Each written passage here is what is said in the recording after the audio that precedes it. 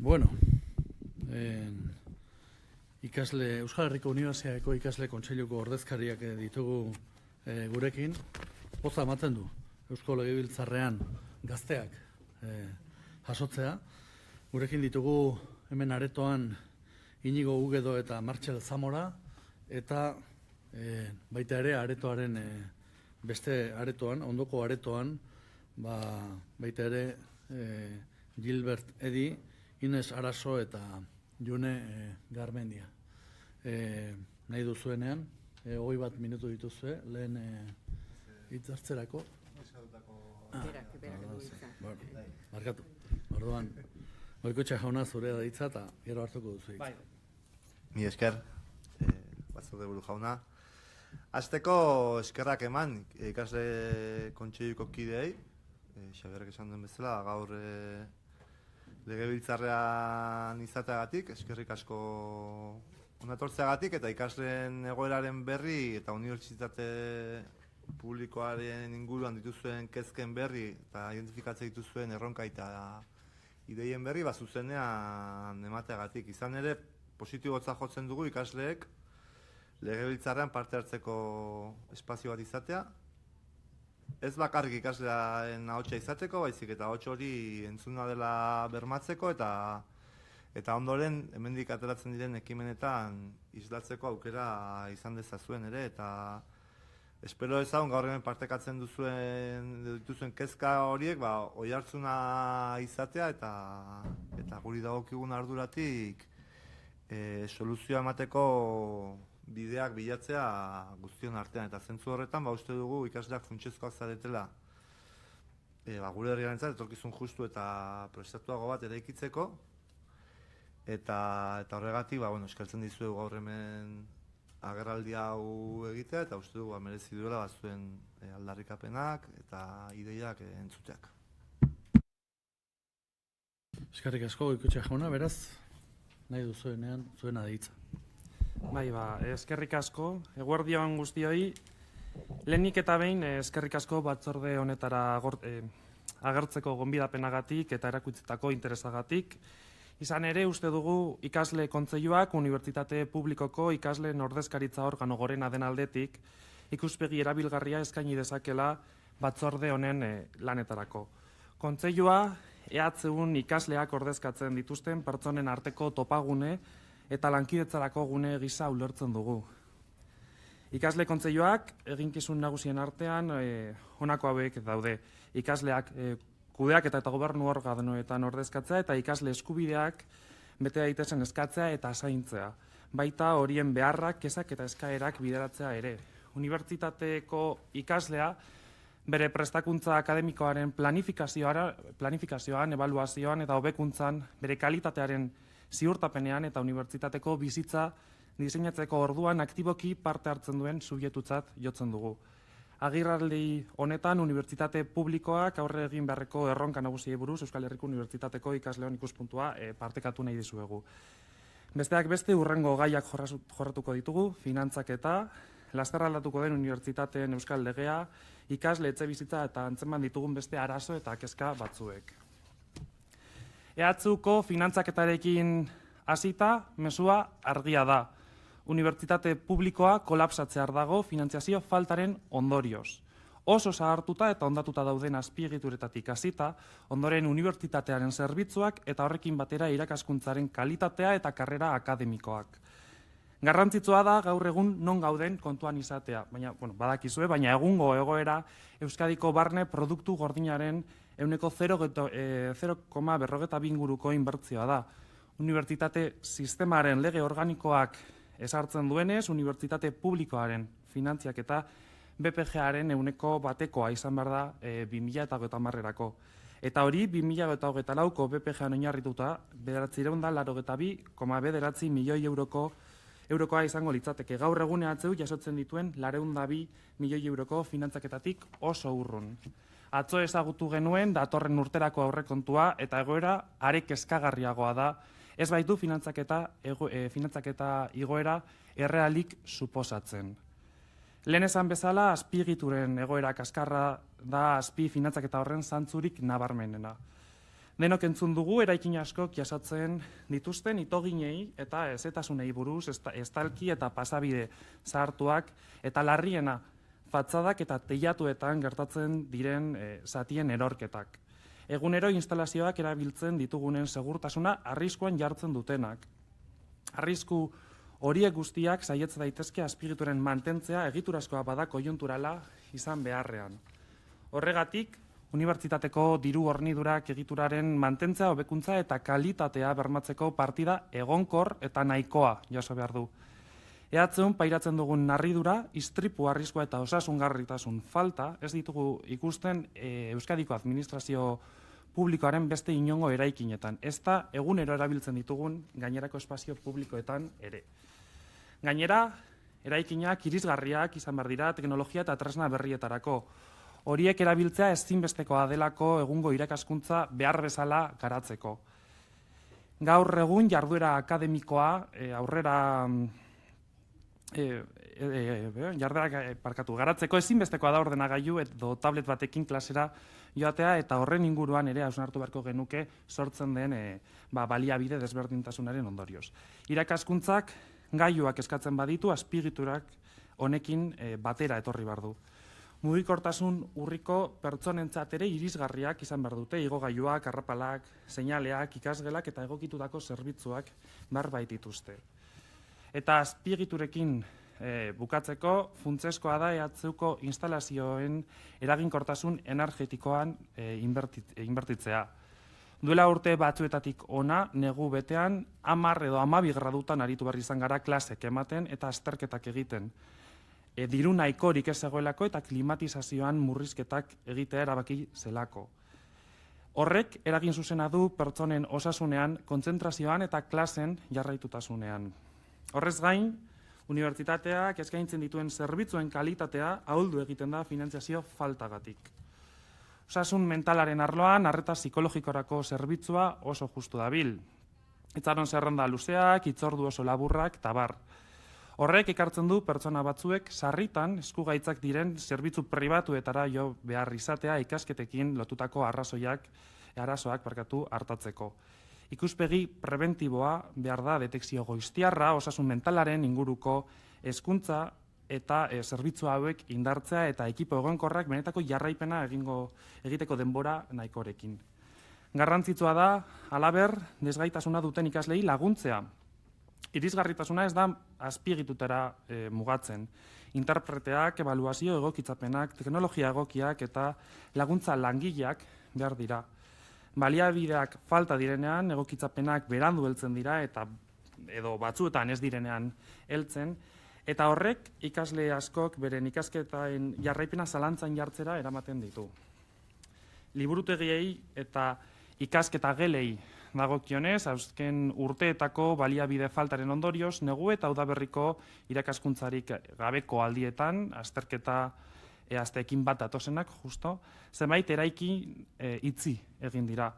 Liburutegirik eta gela irekirik gabe, ordenagailu propioa edo etxean ikasteko espazio egokia ez dutenek ezin dituzte gehien behar direnean eskuratu ikasteko ezinbesteko baliabideak. Unibertsitatea aldi kritikoetan ixteak, irakaskuntzari eta aukera berdintasunari kalte egiten dio. Oro har, osasun mentala, irisgarritasuna eta espazioen eskuragarritasuna oinarrizko baldintzak dira ikasi ahal izateko. Behar baino gutxiago finantzatzen badira, inpaktua berehala nabaritzen da ikasleen prestakuntzan, errendimenduan eta iraunkortasunean. Finantzak eta faltak irakaskuntzaren kalitatean ere du eragina. Irakasleen soldata eta egonkortasuna sektore publikoko beste ekidego batzuen parean ez badaude besterik gabe, eskolak emateko edo bajak estaltzeko irakaslerik gabe geratuko gara. Geratzen direnek, azkenean dagokiena baino ordu gehiago hartzen dituzte beren gain eta horrek esan nahi du denbora gutxiago dutela eskolak behar bezala prestatzeko, tutoretzak eskaintzeko edo ikasturtearen jarraitutasuna bermatzeko.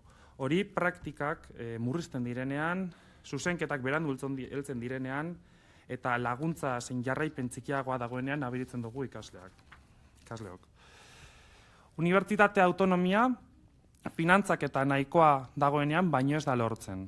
Unibertsitate sisteman unibertsitate publiko bakarra eta 3 pribatu, horietako bat gainera irabazi asmokoa, unibertsitate publikoak bidezko finantzaketa behar du lehiakor eta bermatzaile izateko. Horregatik guztiagatik ezinbestekoa da finantzaketa handitzea, gutxienez losuk markatutako 2030ean BPJ-aren 1% arte. Azpigiturak, zerbitzuen kalitatea eta pertsonen zaintza lehenetziz. Baldintza akademiko eta laboral bidezkoak lortzeko.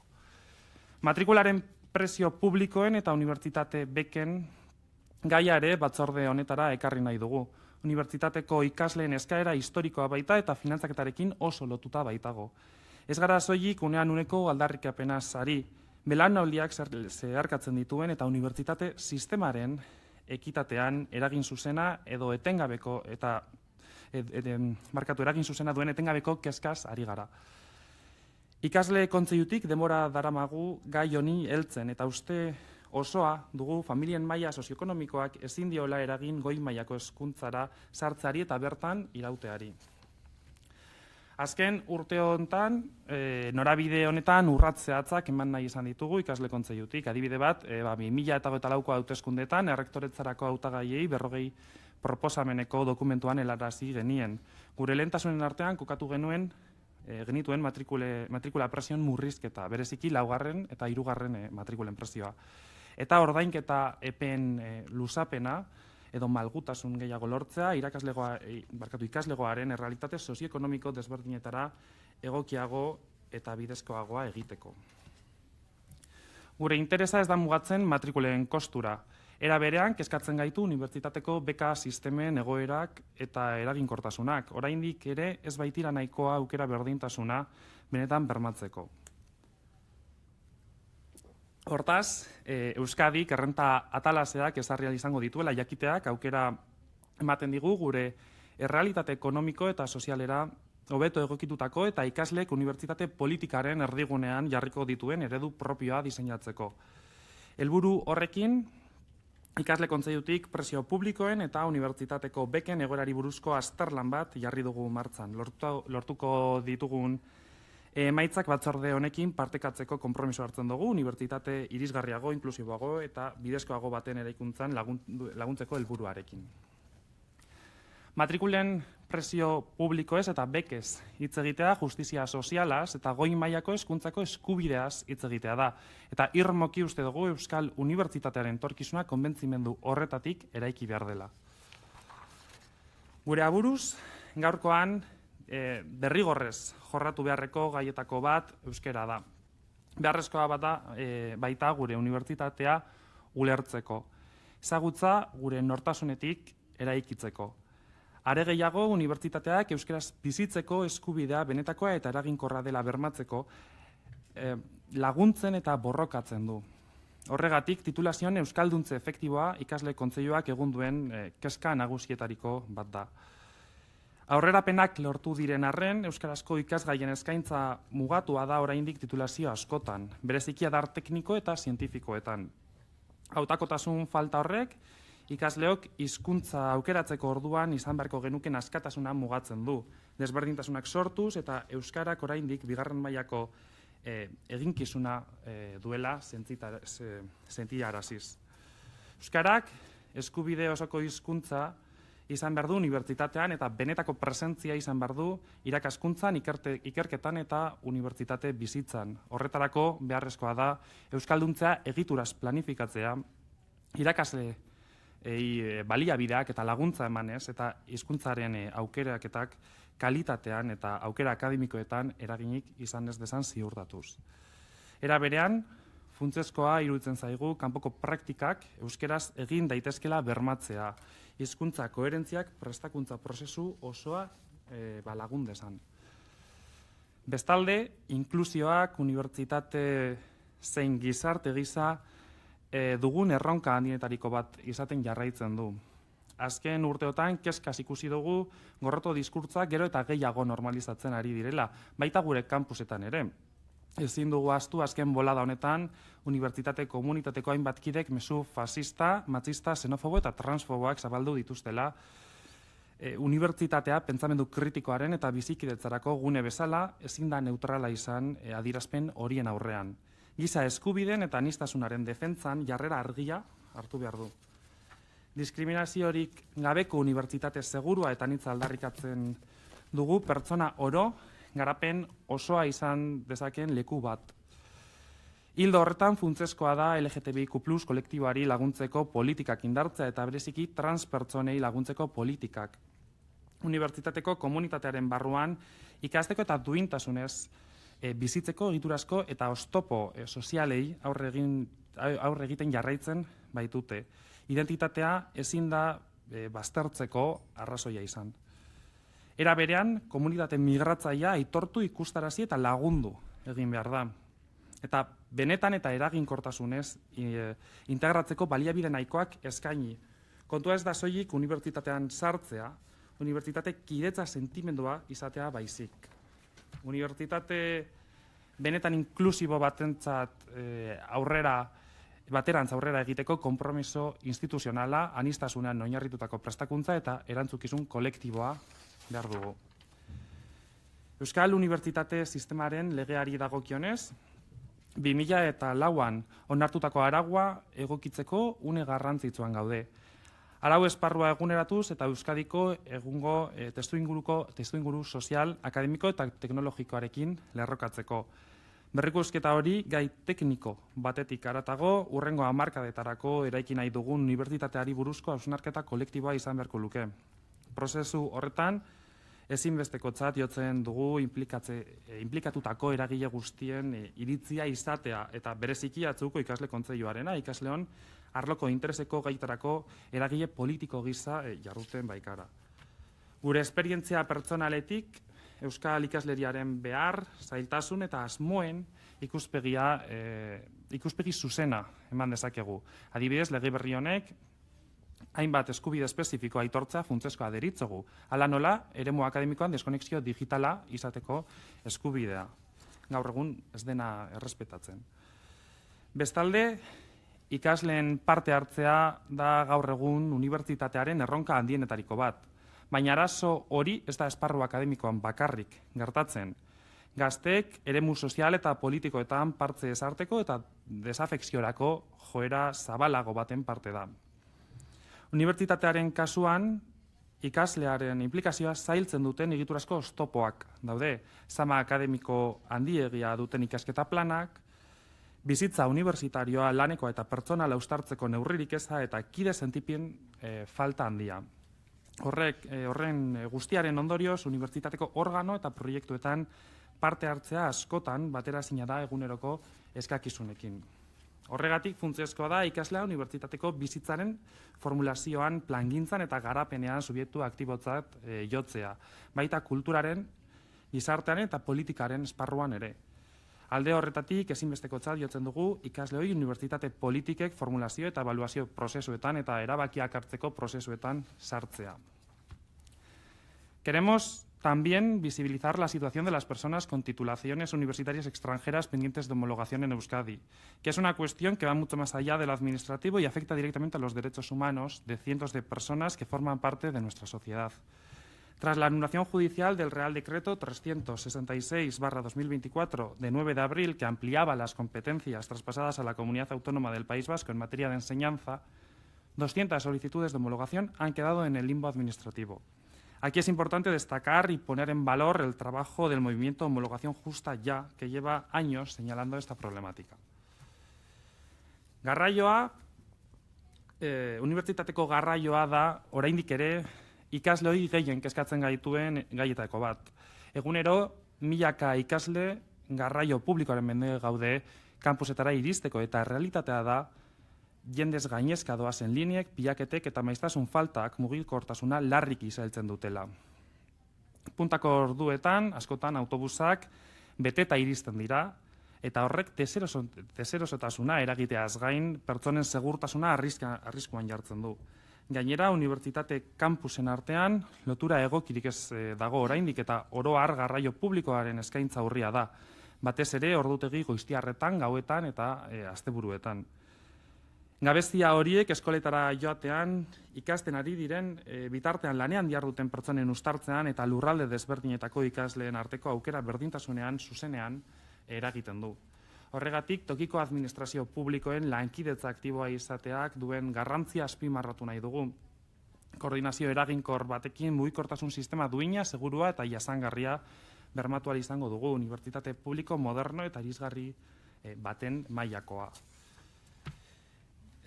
Ikasleon, etxe bizitza da gai nagusietariko bat. Etxe bizitzak ehatzeun dugun aukera berdintasuna baldintzatzen duela ulertzeko Euskadiko argazkiari erreparatuko diogu lehenik. Gurean, Eusko Jaurlaritzaren 2024ko fidantzen erregistroko datuen arabera, igero batazbesteko alokairua 819 eurokoa da. Lurraldeka 854 euro Gipuzkoan, 815 Bizkaian eta 747 Araban. Presio horiekin, behar hori duten gazte askok ezin dute etxe bizitza ordaindu. Diru sarrera propioak dituzten 18 eta 34 urteko 58.000 gaztek baino gehiago adierazi dute etxe bizitza behar dutela Euskadin. Gazten behatokiak berak adierazi du emantzipazioaren atzerapenak gazteon ongizate emozionalean eragina duela. Horri, gehitu behar zaio unibertsitate ostatu eskaintza oso mugatua eta garestia dela. EHUko sare publiko atzikian 4 egoitza daude eta 1000 plaza inguru. Eta horien prezioak hilero 900 euro ingurukoak dira. Gainera, prezio horiek egoitza pribatuekiko alde txikia dute. Zer esan nahi du horrek praktikan ehatzeun ikasten dugun ontzat? Gradua eta kampus aukeratzeko alokairu zenbakiak, fidantzak eta leku aldaketak egin behar dira. Ezin baduzu gertu bizi, denbora eta dirua erabili behar dituzu joan etorria luzeak egiteko. Eta gainera, pisua ordaintzeko lan egin behar baduzu, oso oreka euskorrean sartzen zara. Ikasketa orduak murriztuz eta atzean geratzea errazagoa izanez. Zailtasun ekonomiko handiak dituzten pertsonek unibertsitatean jarraitzea arriskuan jartzen dituena. Oso garrantzitsua da, bekak nola diseinatuta dauden ulertzea, aipatu dudan oreka hori baldintzatzen dutelako. Kombinazio horrekin, alokairu, ertain altua, egoitza eskaintza publiko eskasa eta garestia, eta beka eskuratzeko baldintza akademiko zorrotzak, arriskua argia da.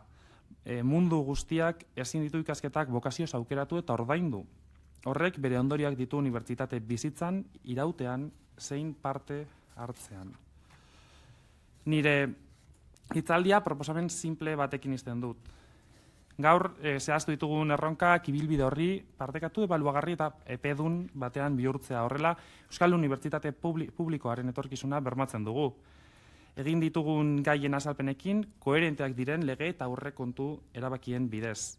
Ibilbide horrek erdigunean jarri behar du EHU. Izan ere, Euskadiko 10 unibertsitate ikasleetik 7 EHUn ikasten dugu. Beraz, unibertsitate publikoaren presentziak bidezkoa eta eraginkorra izan behar du. Eta arlo publikoaren balioa erakunde pribatuei dagokion edozein merkatu logikaren aurretik jarri behar da. Eskerrik asko, zeuen arretagatik eta zuen esanetara nauzue edozein galdera zenute. Mila esker. Mila esker zuri, orain taldeen txanda, Larrea Anderea, zurea da hitza. Arratsaldeon, muchas gracias a los representantes del Consejo de Estudiantes de la Universidad Larrea del Anderea, País. barkatu, eskatzailearen... Ay, es verdad.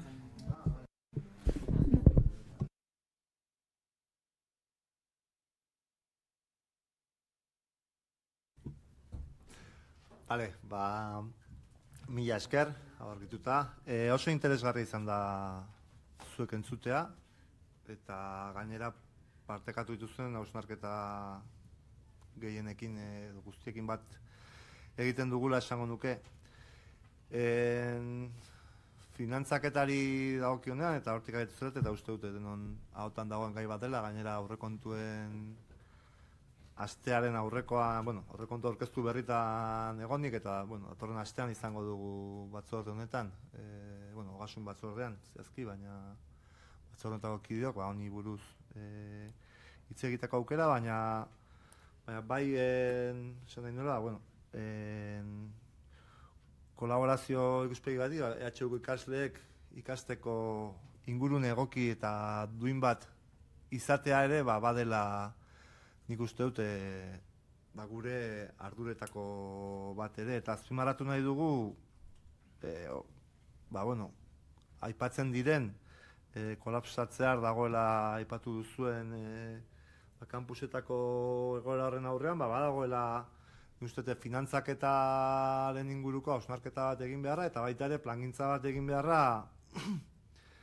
larrienak diren egoera horiei aterabide bat emateko eta zarkituak gelditu diren instalazio hauei berritu bat emateko. Nik uste dut EHUren eta Jaurlaritzaren arteko kolaborazio eta plangintza baten beharra dagoela. Ez da sekretua, unibertsitateen azpifinantziazioa ez dela gaur goizeko kontua, eta ziurrenik daudela hainbat gogoeta egin beharra horren inguruan. Uste atzo rektoretzak eman zuen zifra bat, aurrekoan alderdiekin egin duen errondan ere eman dizkigute zifra batzuk. Atzo ezagutu genuen sailaren aurrekontua, badago hor diferentzia bat, eta uste dugu beharrezkoa dela finantzaketa nahikoa izateko bermeak ezartzea epe ertain eta luzeko planifikazioari begira, ze horrek zuzenea eragiten dio ikasketen kalitateari eta ikasleen esperientziari ere. Labur esan da, unibertsitate publikoa behar adina baliabide ekonomiko ez badu, zaila izango da etorkizuneko erronkei aurre egite, eta guri sortzen digu kezka gai honek. Gero, aipatu dituzuen gai batzuei lotuz, ikasteko eskubideari, unibertsitate publikoan ikasteko eskubideari lotuta, uste dugu eskubide universal bezala bermatu beharreko zerbait dela, eta hemen uste aipatu duzu beken gaia, eta izan da gai bat, pasaren kurtsoan batzorde honetara ekarri duguna, beketako sarbide atalaseak berrikustea aztertzeko, zeren ohartzen ginen, badagoela jende kopuru oso handi bat, bekak eskatzeko beharrean ikusten dena bere burua, baina bekak lortzeko aukerari gabe geratzen dena, eta proposamen hori begionez ikusi zen batzorde honetan, eta saiak ere begionez ikusi zuen, eta badakigu lanean ari direla gai honen gaina, orain prozesu hori bizkortzea eskatzen dugu, datorren aurrekontuetan, orain ezagutuko ditugun aurrekontuetan, beka eta aurrekontuen ondoren, aterako den beka deialdian, beka sistema bidezkoago eta irisgarriago bat jasota gera dadin, ez? Uste du premiazkoa dela, testu inguru sozioekonomiko gero eta zailago batean, etxe bizitzaren prezioa gora doaz, bizikostua gora doa, eta ikasteko eskubidea unibertsitalizatzeari bidean, uste dugu bekena badela gakoetako bat.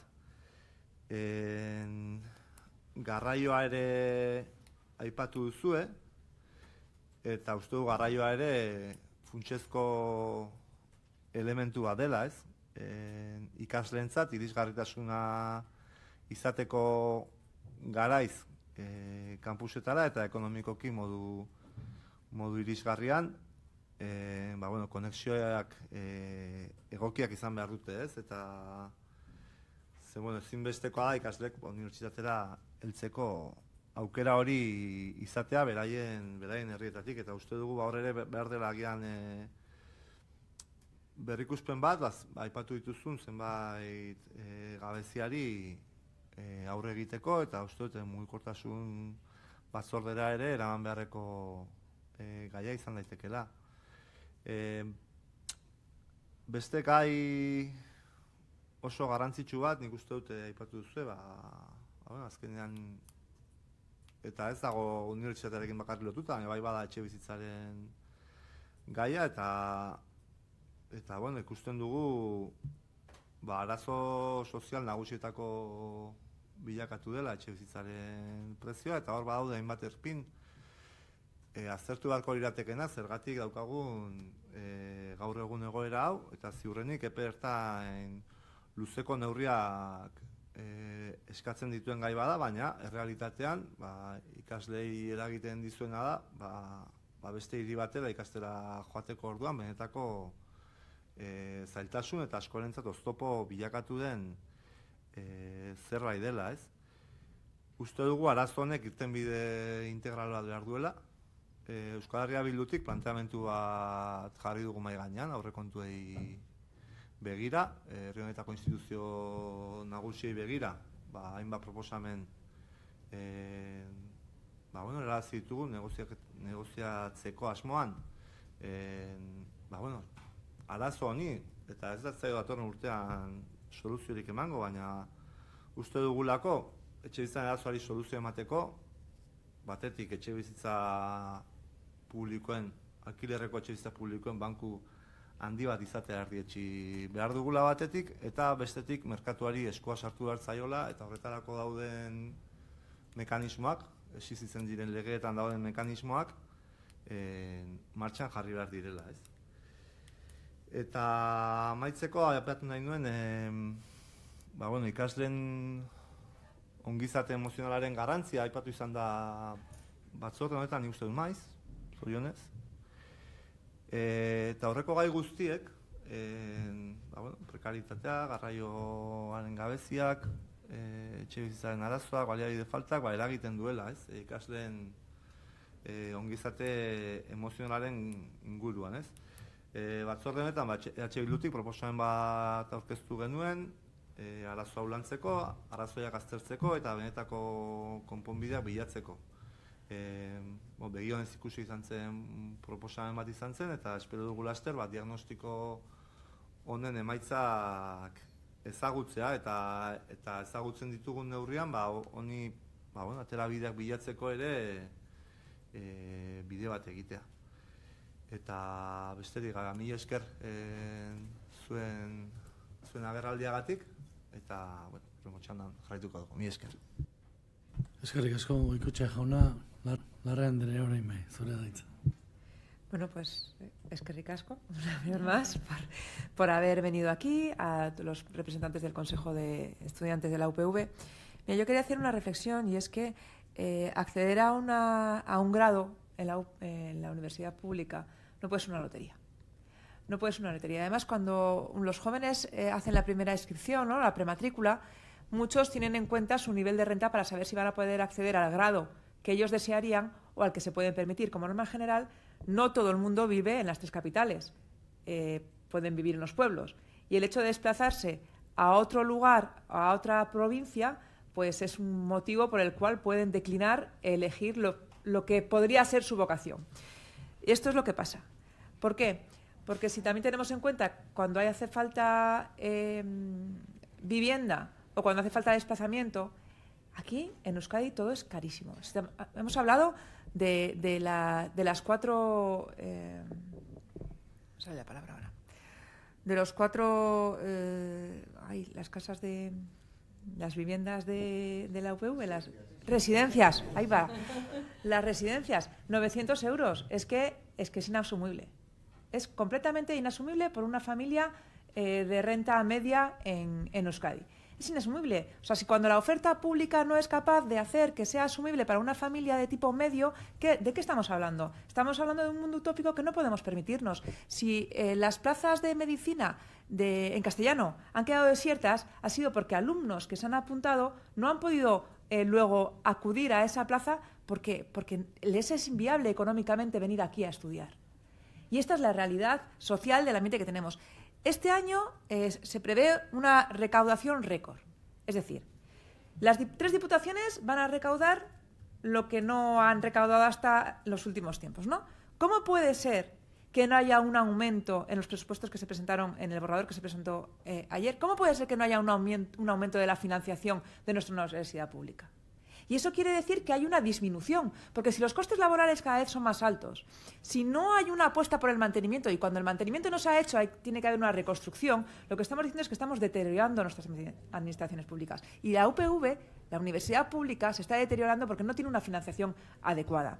Si hablamos de que la universidad pública no puede ser una lotería, porque en estos momentos es una lotería, para las familias que tienen necesidad económica o que tienen un nivel económico medio, si no es accesible estudiar lo que desean los alumnos vascos, si hay una recaudación récord y no se es capaz de financiar la universidad pública como se merece, si tampoco se cuida el mobiliario. A mí me gustaría, se han pronunciado ustedes contra los movimientos fascistas que existen en la universidad.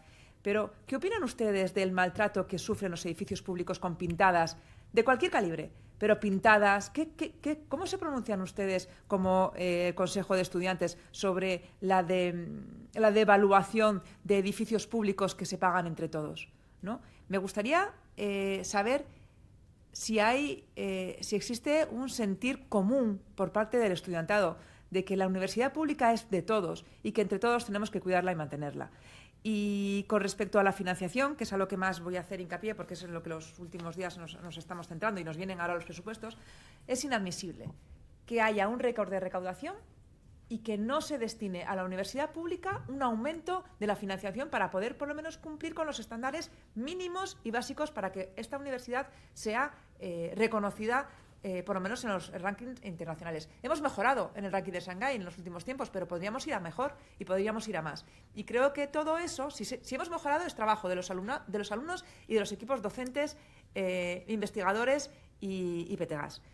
Ahora bien, todas las reivindicaciones que ustedes hacen pues son comprensibles, pero estamos también en una situación económica a nivel Euskadi que hace muy difícil entender que no se financie más una institución como puede ser la Universidad Pública del País Vasco. Muchísimas gracias. Y sobre todo quiero que me respondan a la pregunta de cómo valoran ustedes las pintadas, sobre todo cómo que se deteriore algo que es de todos. No sobre el contenido, sino algo que es de todos. Eskerrik asko, Larrea Anderea, Campelo Anderea, zurea da hitza. Sí, eskerrik asko. Bueno, voy a ser muy breve porque voy a agradecer a los representantes del alumnado su presentación de la realidad de la universidad, que bueno, yo encuentro pues muchas similitudes con la comparecencia que justo hemos tenido previamente, ¿no? Respecto al diagnóstico que se hace y por lo tanto, bueno, pues también insistir en algunas de las cosas que se han dicho, ¿no? Pues respecto a la importancia que debe tener la EHU, la Universidad Pública Vasca, en el sistema universitario vasco y en la sociedad por lo que representa en sí mismo. La verdad que bueno, pues me gusta ver, ¿no? Pues a alumnos en este caso comprometiéndose, ¿no? Desde el espacio que puedan tener con esa construcción. No me resisto, y se lo digo desde la comprensión, a decirles que cuando hablan de inclusión, pues la verdad que me hubiera gustado ver a alguna de sus compañeras mujer, ¿no? Cuando la perspectiva de género es tan importante, pues ocupar el espacio público. Al haber dos representantes, que una hubiera sido una de ellas. Creo que es importante y que deben de trabajar, que del discurso hay que pasar a veces a la práctica, ¿verdad?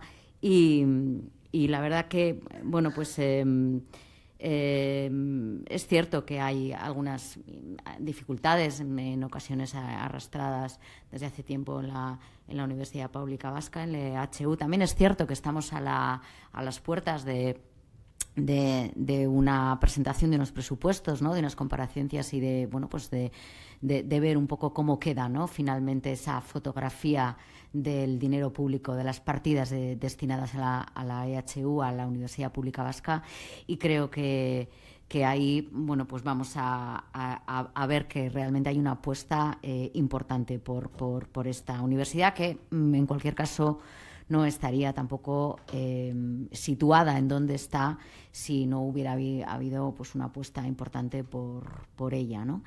Y nada más, agradecer su intervención y eskerrik asko. Eskerrik asko, Campelo Anderea. Saez de Castillo jauna, zurea da hitza. Pues mahaiburu jauna, eskerrik asko Ojedo jauna, eskerrik asko zure azalpenengatik eta gaur gorekin egoteagatik. Eta Eusko Abertzaleak taldearen izenean ongi etorri legebiltzar honetara. Lehenik eta behin, zoriondu nahi dizuet, zuen duela egun batzuetako hautaketagatik, zure eta ikasle kontseilu konpontzen duen taldeari zorionak.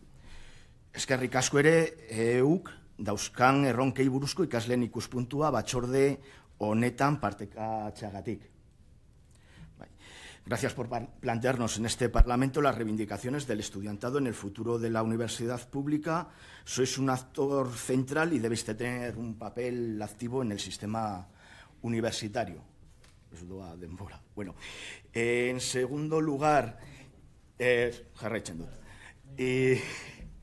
Y también, pues siguiendo un poco el comentario, la pregunta que ha hecho mi compañera, la señora Larrea, sí que me gustaría también saber la opinión que tienen los representantes del alumnado de lo que ocurrió la semana pasada en la Facultad de Derecho de la EHU, ¿no? La universidad tiene que ser un espacio libre y respetuoso. La cuestión aquí es que 2 ertzainas se sintieron coaccionados para dar una charla a sus compañeras y compañeras de grado, y la charla se suspendió, y eso no es tolerable. Que la universidad se vulnere el derecho de enseñanza, la libertad de expresión y el derecho a la educación. En el 2025 no se puede aceptar.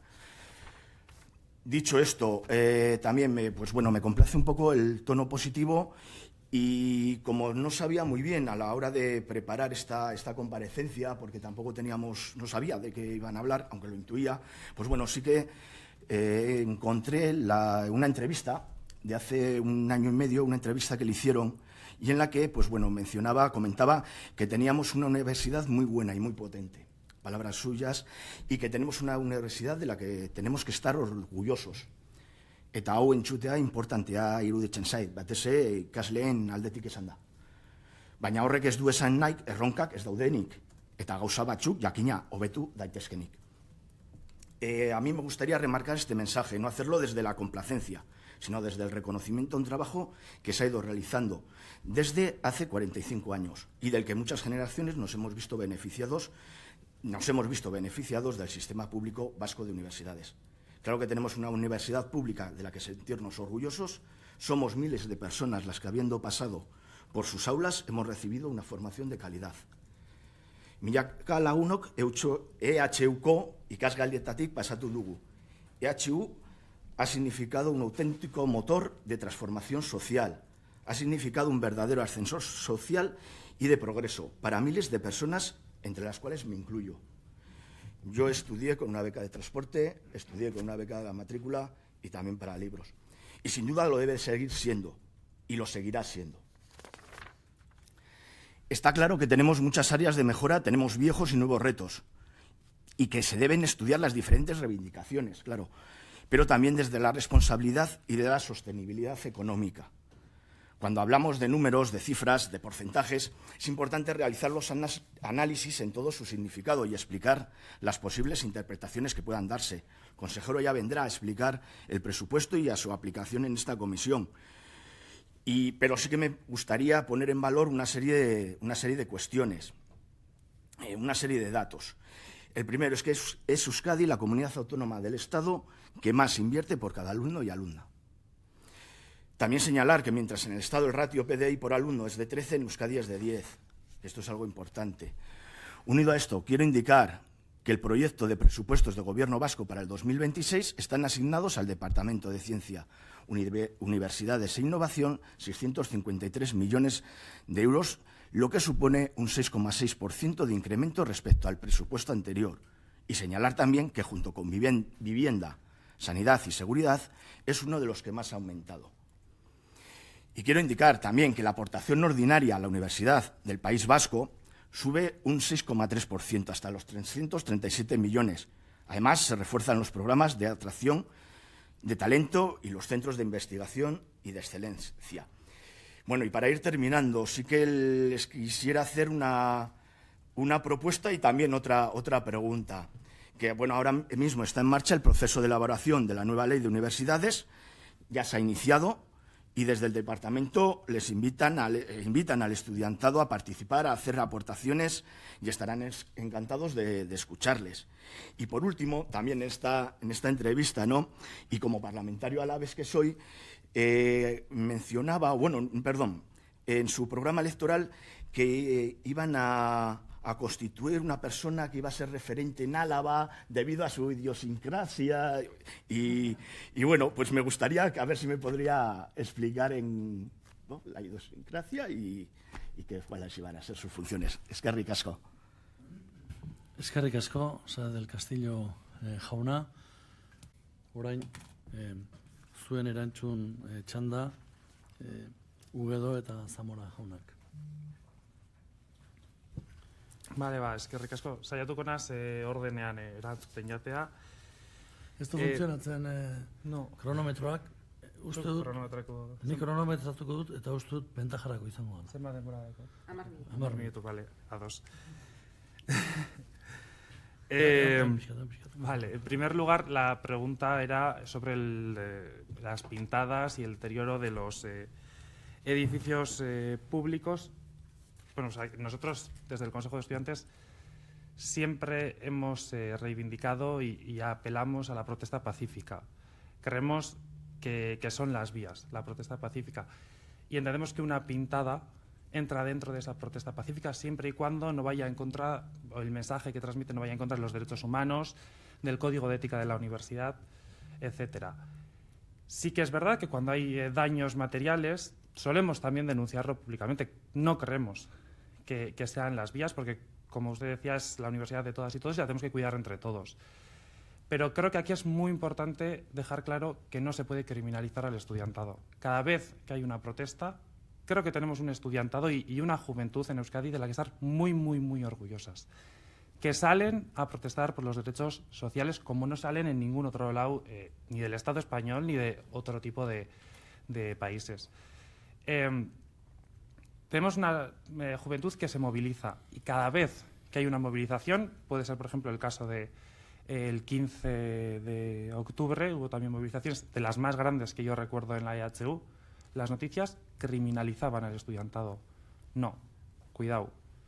Son casos puntuales y son casos aislados, los casos que van más allá de las pintadas. Respecto a las pintadas, entendemos que siempre y cuando, lo que he dicho antes, sean respetuosas, pues creemos que entra hasta dentro de... Creemos que el estudiantado, y yo esto siempre lo he pensado, tiene casi el deber moral de ser reivindicativo y de protestar y de reivindicar las causas que cree justas. Y las pintadas es una vía para ello y es una vía pacífica. Para ello, por tanto, pues bueno, creo que con eso te he respondido nuestra opinión al respecto. Después me comentaba la señora Campelo, creo, sobre que le hubiese gustado ver a una mujer aquí. Bueno, como dato, somos el equipo más diverso en la historia del Consejo de Estudiantes. Somos 10 personas, con un montón de personas, además, migradas y con una presencia, yo diría que casi igual de hombres y de mujeres. Hoy no ha podido venir aquí ninguna mujer por dos temas. Uno es la conciliación con los estudios. Antes mencionaba el presidente que nos habían acompañado dos mujeres. Finalmente, una no nos ha podido acompañar, que creo que es otro tema, el tema de la conciliación, que lo he mencionado también, la conciliación con los estudios. Nos es muy difícil participar, fíjate, me viene tal cual, nos es muy difícil participar de todos estos espacios en los que creemos que tenemos que participar por lo difícil que es compatibilizarlo con los estudios. Y además ha venido Marchel porque es el vicepresidente de Política Universitaria y creíamos que era la persona más apropiada, además es de la Facultad de Ciencias Sociales y bueno, siempre solemos ir juntos a este tipo de cosas. Y creo que pregunta como tal no me ha hecho ninguna, ¿no? Bueno, después, zuzenbidean gertatukoari buruz, uste dut, bi bertzio atera ziren eta horrek gertatutakoa argitzera ez zuela batere hobetu. Lagundu, barkatu. Creo que tanto yo como todos mis compañeros es muy positivo que todo tipo de voces se escuchen en la universidad. Por tanto, creo que esa charla pues, se tenía que haber dado. Pero sí que es cierto que hay que hacer una reflexión muy grande y esto era, voy a aprovechar, o sea, no va sobre la charla justo, pero hay que hacer una reflexión muy grande sobre el modelo de seguridad que tenemos en la universidad. Es algo que va mejorando. Hasta hace poco, cada vez que había un paro académico, encontrábamos furgones en la puerta de los campus. Y creo que eso es lo que genera esa repulsa y que ya automáticamente hace que muchos y muchas pues, hagan ese clic y a la mínima que ven ese tipo de cuerpos venir para fines que no tienen nada que ver con los de gestionar un paro académico o una huelga, pues hace que directamente pues, aprovechen ese espacio para reivindicar que todo ese tipo de cuerpos deben estar fuera de la universidad, siempre y cuando no sea, pues como era este caso, en una charla de criminología, en la que digo, creo que es muy positivo que estén. Después, me ha mencionado, dice que tenemos una universidad, que yo dije que tenemos una universidad de la que estar orgullosos, y es verdad. Tenemos una universidad de la que estar orgullosos gracias al trabajo de un montón de estudiantes, gracias al trabajo del personal, tanto docente como de administración, que mete horas y horas y horas, pese a tener una falta de recursos muy, muy grande. Entonces, ¿tenemos una universidad de trabajo? Sí, gracias a la gente que la compone. O sea, una universidad muy potente, de la que estamos orgullosos, gracias a la gente que la componemos. Después, respecto del incremento en el presupuesto, no es real que haya aumentado un 6%. La liquidación a finales del 2024 es superior a la... No sé si antes, quienes han comparecido antes han hablado de esto, porque no he escuchado la comparecencia, pido disculpas, pero seguramente ellos hayan aportado algún dato más. La liquidación a finales del 2024 fue superior todavía a ese pequeño incremento que se ha dado, es decir, no supone un incremento real.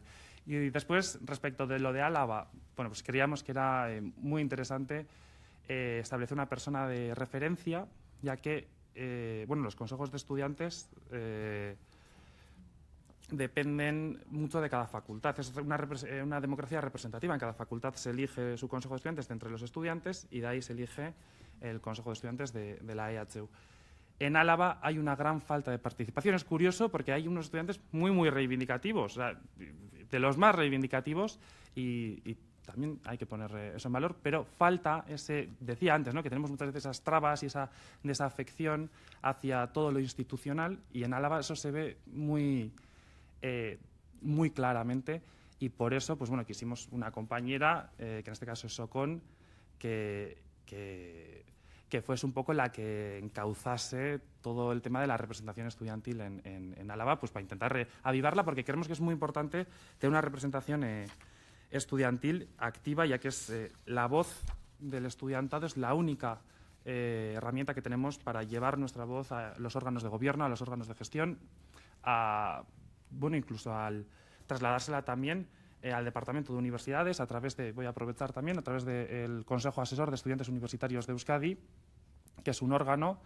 presidido por el Sailburu, y voy a aprovechar para decir que creo que hay que dinamizarlo un poco y por supuesto, el tema de la Ley Vasca de Universidades, espero que lo lleven ahí y que, por supuesto, nos dejen hacer nuestras aportaciones en ese órgano, que creo que es donde a nosotros nos corresponde. Eskerrik asko. Eta ez dakit beste zer zegoen erantzuteko, uste dut ezetz. Vale, hori. Eskerrik asko, berriro ere, eta beste txanda bat irekiko dugu taldeek hitz hartu dezaten. Goikoetxea jauna, zurea da hitza. Mil esker, labur.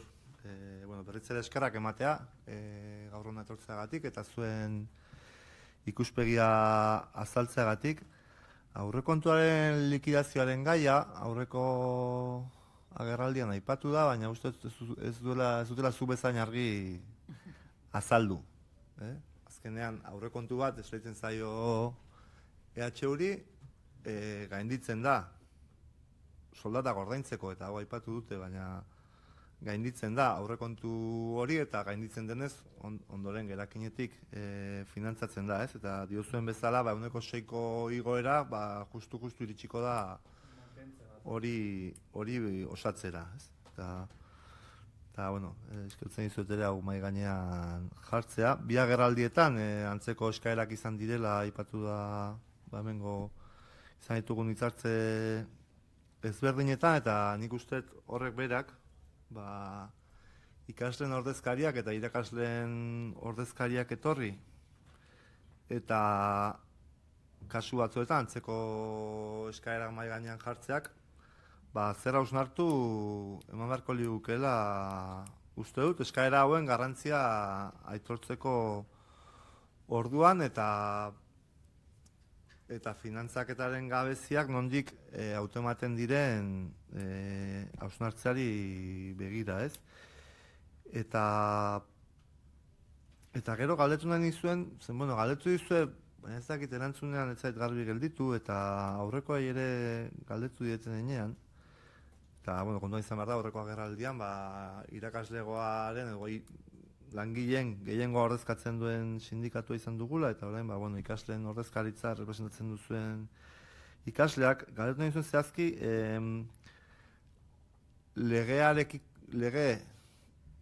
Euskal Unibertsitate legearen aldaketa karriko duen legea lantzeko prozesu honetan, ea deialdi zuzeni jaso duzuen entzute fasean parte hartzeko.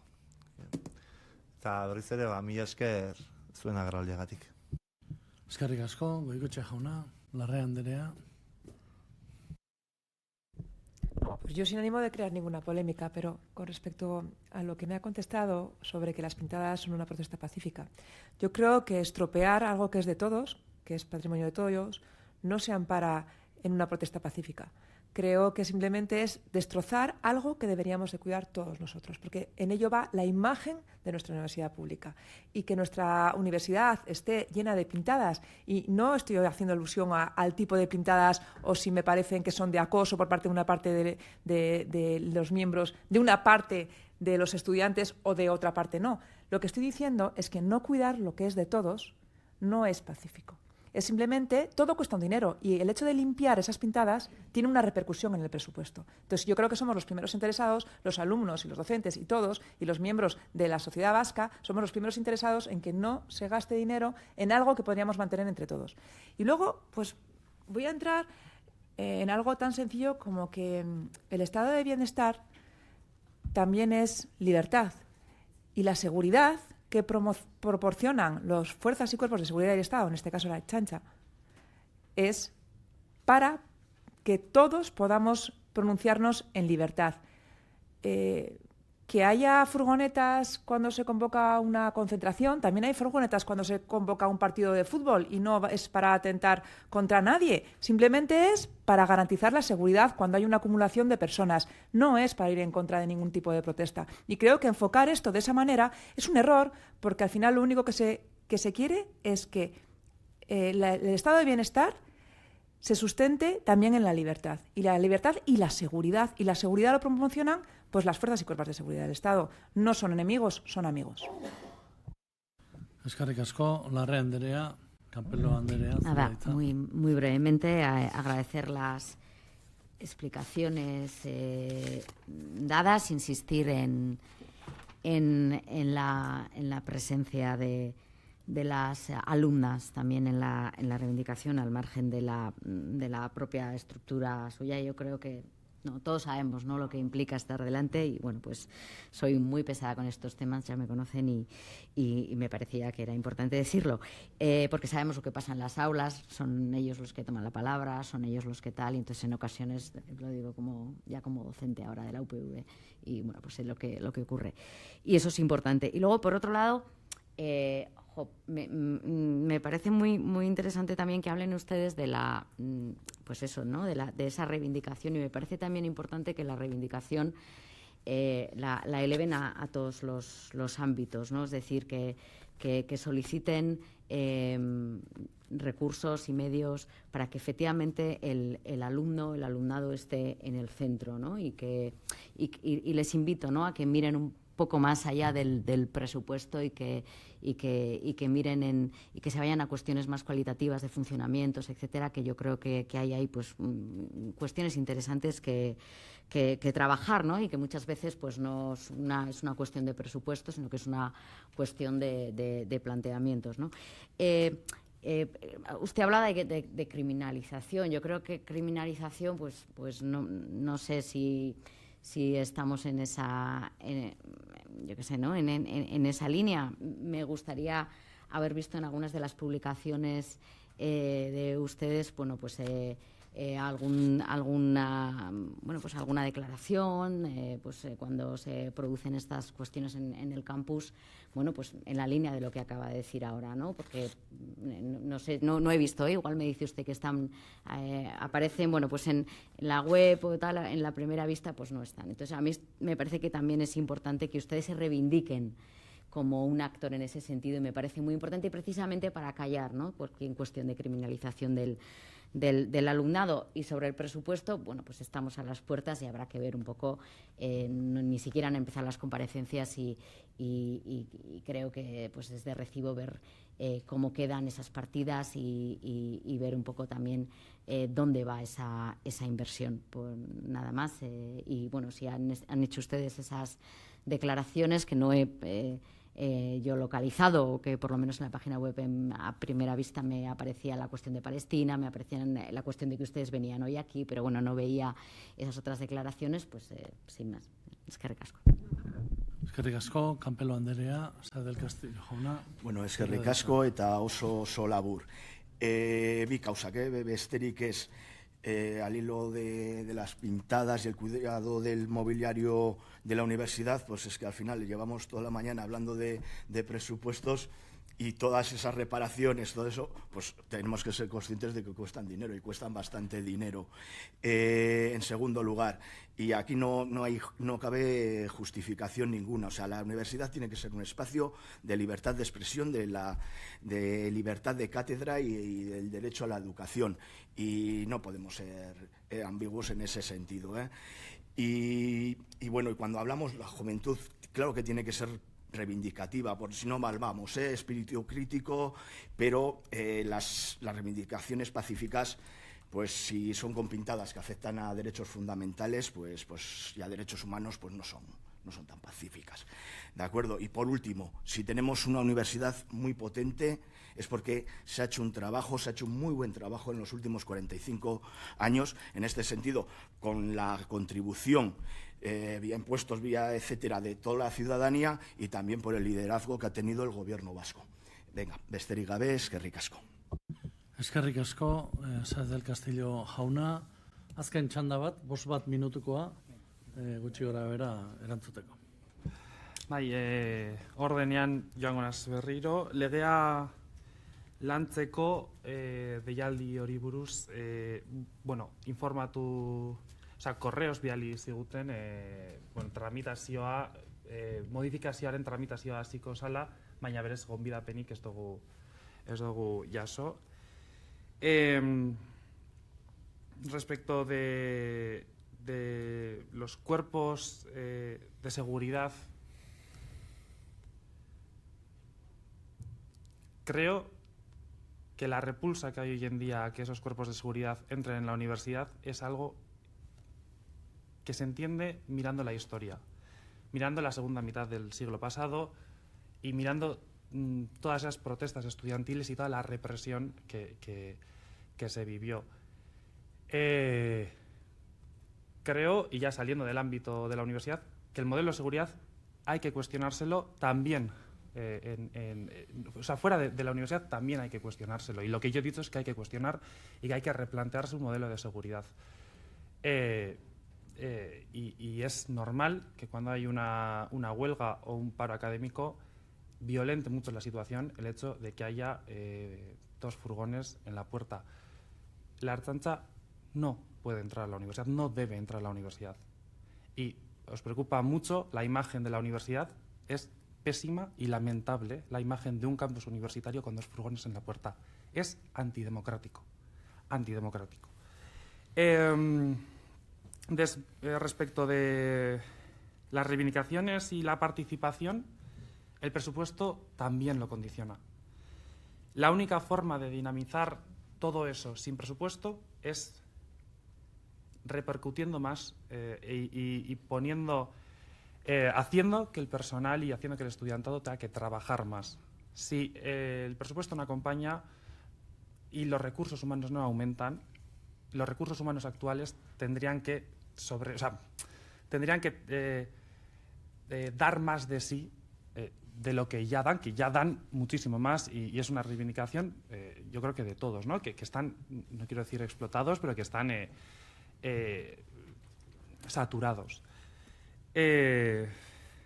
Y luego, también cuando hablamos de las pintadas, pintada hoiei buruz eta egiturak, patrimoniari buruzko kalteez hitz egiten dugunean, uste dut enfokea txarto egin dozuela. Ehatzeun kalte estrukturalak dauz.